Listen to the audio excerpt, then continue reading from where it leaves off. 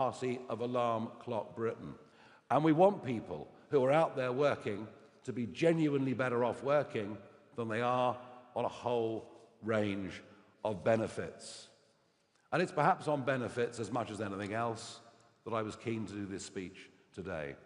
There seem to have been several misunderstandings as to where reform stands on benefits, as if we are the party that will throw around the money like confetti, based, I think, around my comments on the two-child cap and removing it. Now, no one actually listened to what I said. I mean, this happens, I know. But what I said was we should remove the two-child cap for British working couples. And what I meant by that is for lower-paid couples who are both working, the cost of childcare is exorbitant. It's a disincentive for having more children. It's a disincentive for going out to work. And so I thought a tax credit for a couple where both were working was actually a very, very pro-family policy in every single way. We have already announced cuts to welfare spending, but no one seems to have noticed. So let me use this opportunity to reiterate where we are this morning. My colleague Lee Anderson and Zia Youssef did a press conference earlier on this week dealing specifically with PIP claims, saying that we would take away claims from people who were on PIP for non-major anxiety. That policy alone, given the daily, weekly, monthly rate of new sign-ons, that policy alone would save us $9 billion a year by 2029 under current predictions. And in fact, all disability claims will have to be dealt with in person. All disability claims will have to be reassessed. There'll be no more Zoom, 5 or 10 minutes on a Zoom, and be signed off with some sort of malady. And there'll be no more family GP feeling pressured into signing people off. It'll all be done by independent third party. And you don't think this matters? Well, just think about this. There has been a 50%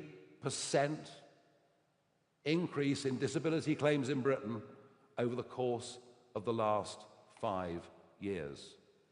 We are over-diagnosing many of these things, and in doing so, throwing young British people onto a scrap heap marked victim and replacing what they could be doing by cheap imported foreign labour. It is madness, and I would further point to the Boris wave. Indefinite leave to remain that begins to kick in very, very shortly for 1 million or more people who are in this country who will be able to claim benefits for the whole of their lives and to bring in dependents as well. There are some think tanks that estimate this particular cohort could cost up to £200 billion over the course of their lifetime. So in terms of benefit cuts, I think we've just proposed the biggest benefit cuts you've probably ever heard any government do, and I will make this absolute promise. We will substantially cut the benefits bill. We will reduce the size of the public sector. We will look, as we've already started, at public sector pensions, which are a massive liability, and from the early work that Richard has done, we can see these funds are paying fees that are way out of line for what should be appropriate and being badly mismanaged. On the cost of living, we will cut people's energy bills. Now, Keir Starmer said he'd cut them by £300. They're up £285. And if Mr. Miliband's wind plan comes in, we'll have locked in higher energy for decades to come. We reckon sensibly we could cut £165 per annum off everybody's electricity bill. But it's in the area of population explosion, it's in the area of mass migration where perhaps we can help a lot. A move towards net zero population increase through migration would ease pressure on rents. It would ease pressure on house price affordability. And we will commit to the biggest building programme of genuinely affordable housing in this country that has ever been seen. Our young people deserve nothing less. So look, we will cut spending. We will encourage growth and entrepreneurship. We want to cut taxes, of course we do. But we understand substantial tax cuts, given the dire state of debt and our finances, are not realistic at this current moment in time. There are some relatively modest things we would do. We would immediately remove IHT from family farms and from family-run businesses. And we will raise the thresholds at which people start to pay tax to begin the process of getting people out of the 16-hour-a-week working debt trap that so many people find themselves in. The state of the finances, the state of the economy is far, far worse than it was in the run-up to a 2024 general election. But be in no doubt, we are pro-business. Be in no doubt, we want work to be rewarded. Be in no doubt, we will do everything we can to bring back confidence and to bring back a change of culture around work, money, and success in this country. And be in no doubt that we will have higher quality people in charge of areas over which they've got knowledge than we've seen in this country for many, many decades. Thank you very much.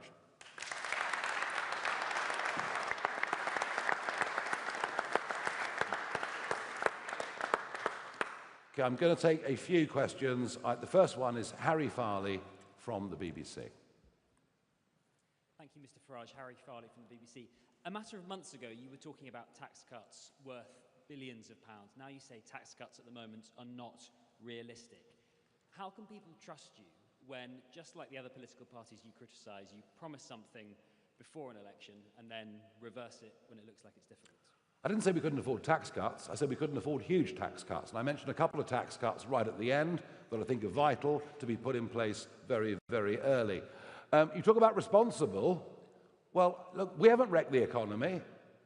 You know, we're not the ones with projected government borrowing that double what it was before the last general election, with unemployment at a 4-year high, with inflation pushing 4%, and with, frankly, yet another tax-raising budget around the corner that'll further dampen growth. So I would say this to you: we are being mature, we are being sensible, and we are not over-promising. But for us not to take account of the dire state of our public finances, that I think would be irresponsible. Do we want to have a smaller state? Yes. Are we going to cut the benefits bill? Yes. Will the civil service be smaller? Yes. Will we get a grip on public sector pensions? Yes. But we can't have massive tax cuts until the markets can see we've at least got these things in hand. Next is Joel Hills from ITV News.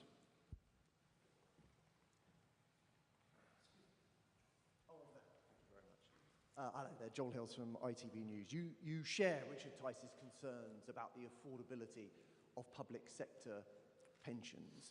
Is your message to teachers, to police officers, to NHS staff, that if they vote reform at the next election, you will cut their pensions? No, what I said was what we discovered so far through local government, and by the way, you'll be hearing much more about the massive savings we've made through local government out through this country as we come up to the 6-month anniversary of being in charge of 10 of those counties. What we discovered, and this is through, a fairly brief look at the way that the pension funds are run at a county level, is they are paying exorbitant, and I mean exorbitant fees to the pensions industry, which of course cumulatively over a 25 or 30-year period adds up to a very large chunk of the money, and we believe they're very badly administered. Our ambition is to make sure they save money and deliver better value. And you're going to hear more about this because Richard Tice will be giving a major speech at Bloomberg later this week, which will address this and many other issues. Thank you. Sam Coates, Sky News. Thank you, Mr. Farage. You are the master of political reinvention. I mean, we've had Brexit Nigel and trade union Nigel and small state Nigel and nationalisation Nigel. They line up like Barbies on a toy shelf. Today we've got fiscal responsibility Nigel. Why should we trust that this Nigel Farage survives to and beyond the next general election when stuff gets jettisoned, when priorities change and political winds change? I haven't jettisoned anything. I believe in pretty much the same sort of things I believed in 30 years ago.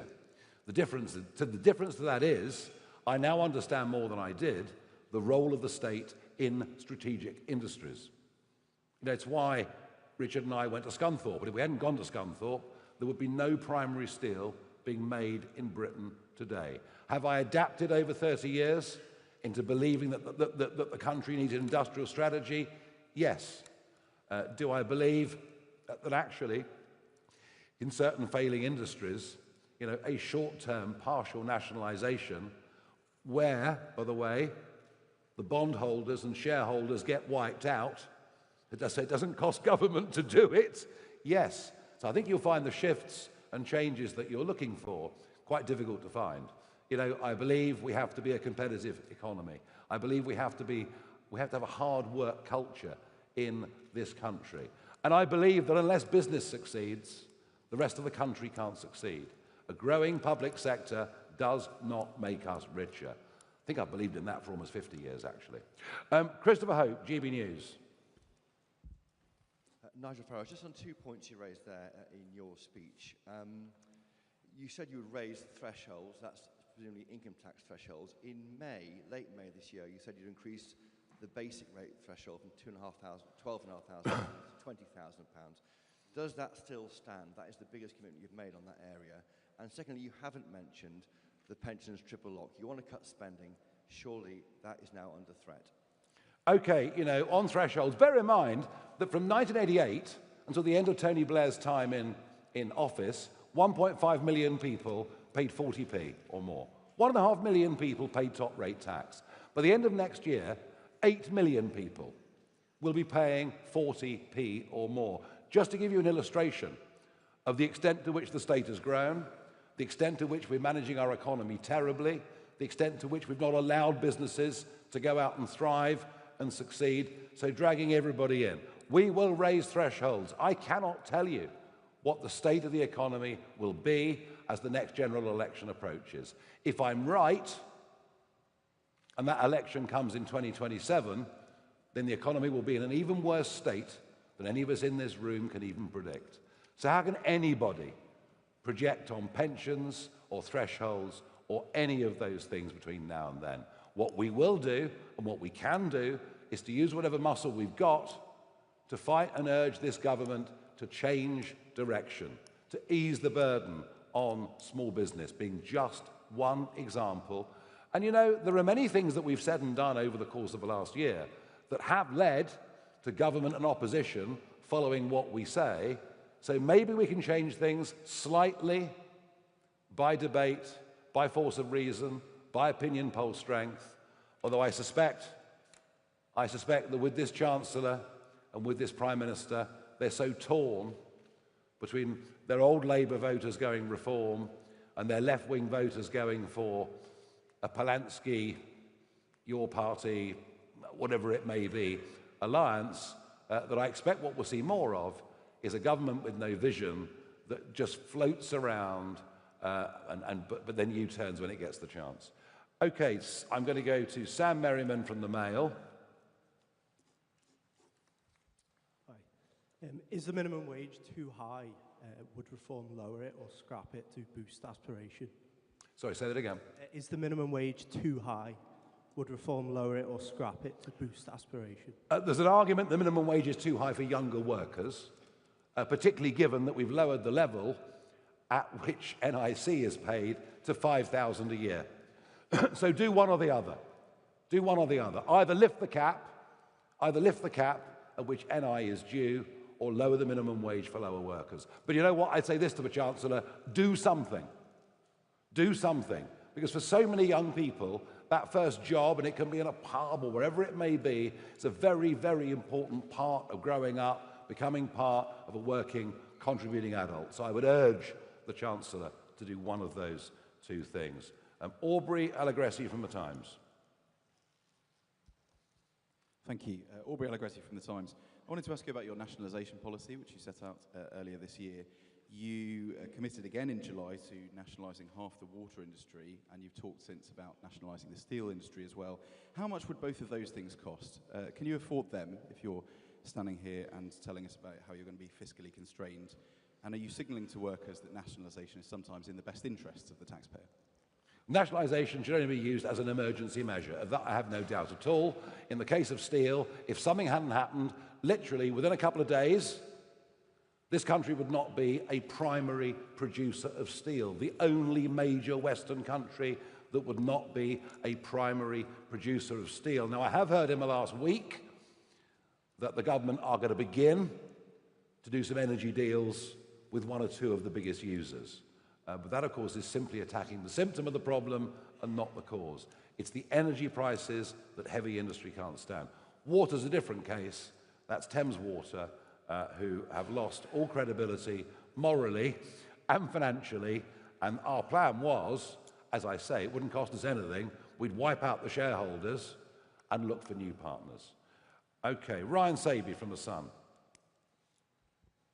Thank you. You talk about being pro-business and also pro-worker. Where do you stand on employment rights legislation? Would you scrap it? Would you water it down, especially when business says that the government estimates say it will cost £5 billion? I said earlier on that government only listens to big business. And can very big business absorb the cost, the increased burden of the Employment Rights Act? Yes, provided it damages their small and medium-sized competitors. And that's the point. The more you regulate, yes, it'll cost big businesses, but if it bankrupts their competitors, that's great as far as they're concerned. But not as far as the economy is concerned, not as far as choice is concerned, not as far as innovation is concerned. So look, the idea that the employment rights legislation should apply to a company with 3 employees, you have to start asking yourself a question. Who's that good for?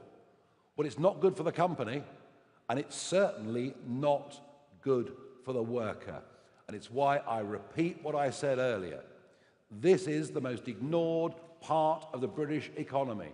Those little firms that I'm talking about provide 60% of the jobs in the private sector. It's about time they had a voice in the public domain, and the employment rights legislation will damage them and their employees. And my final question, because I'm not doing hundreds today, I mean, normally I do 25 or whatever, and we have got more press conferences coming, but to show you the sheer levels of balance that we apply here, let's go to Pippa from The Guardian. Thanks, Mr. Farage. I'll ask the other 25 questions for them, if you like. Can I ask who in mind you have to be Chancellor? Will it be Richard Tice, Zia Youssef, or somebody else entirely? Can I quickly also ask, do you still support PR? You were a big advocate of it for many years, but have seemed to have gone rather quiet on it now. The first past the post looks like it favours you. And to end the questions where we started, are you just doing what you accuse the other parties of, breaking promises in order to join the political mainstream? I'm really interested in that balance that you have to strike between retaining the benefits of insurgency while trying to make yourself look credible on the economy. Thank you. Well, look, I mean, aspiration, all I ever said was that raising the tax, I want the tax threshold to go to £20,000. I think it's vital for this country we get it there. It's vital that with benefits and getting people back to work, we have incentives. I think that's really, really important. As well as toughening of the rules, it needs the carrot and stick approach. So they were only ever aspirations. And I think what you're seeing today is us being realistic about the state of the economy. Now, look, when it comes to who's the Chancellor going to be, who's the Home Secretary going to be, and all the rest of it, this is a work in progress. Over the course of the summer, Danny Kruger joined us. He's taken on a very specific area for us. Colin Sutton joined us, most famous living cop in Britain. He's taken on a very specific area for us. Vanessa Freight joined us, the toughest living prison governor in the country. She's taken on a very special purpose area for us. And there'll be more announcements in the next couple of weeks of people with expertise. No speculation about defections here. There'll be more expertise coming over the course of the next few weeks. And what I've tried to do really hard this year is to get away from this idea, this criticism, that somehow it's a one-man band. It's not a one-man band. There's a broadening team. They're sitting there in front of you, on the front row, from David Bull to Lee Anderson to Richard Tice to Danny Kruger, and indeed Zia Youssef as well. And there are others, and there'll be more. And as time goes on, there'll be more and more. And as we develop and build that team, we'll start to give people labels. Right now, we're not ready. But I would hope to think that with all the press conferences that we've done, the speeches we've done over the course of the last few months, that you can see that we are developing thinking, we're developing messaging in a very, very wide range of areas. The next big speech we're doing is it you, Richard? That's Bloomberg on the 5th. Bloomberg speech from Richard Tice on the 5th. Thank you very much indeed.